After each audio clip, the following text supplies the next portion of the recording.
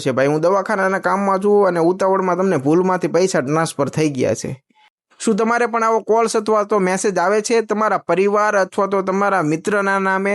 તો સાવધાન થઈ જજો, કારણ કે છે ને આ એક ફ્રોડ કોલ છે જે તમારું એકાઉન્ટ ખાલી કરી દેશે।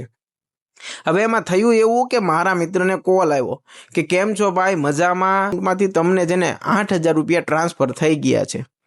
હવે એ તમે મને પાછા આપી દો ને એમ, કારણ કે હું દવાખાનાના કામમાં છું ને ભૂલથી તમારા એકાઉન્ટમાં આવી ગયા છે। તમને મેસેજ પણ આવી ગયો છે ને ખરેખર તમે મેસેજ જોવો ને તો તમે બેલેન્સ ચેક ન કરો ને તો તમે છે ને પહેલાં મેસેજ જોવો તો તમને એમ જ થાય કે હા તમારા એકાઉન્ટમાં છે ને એના પૈસા આવી ગયા છે। એવી કે પહેલાં તો છે ને એ લિંકમાંથી ટચ ન કર્યું ને એનું જે કંઈ પણ એકાઉન્ટ હતું ને એમાં એને જોયું તો એને ખબર પડી કે ભાઈ મારા એકાઉન્ટમાં કોઈ પૈસા આવ્યા નથી। તો એણે એમ કીધું કે ભાઈ મારા એકાઉન્ટમાં તમારા કોઈ પૈસા આવ્યા નથી, તમારી ભૂલ થાય છે એમ। તો કે ના આવ્યા છે, તમે જોવો એમ।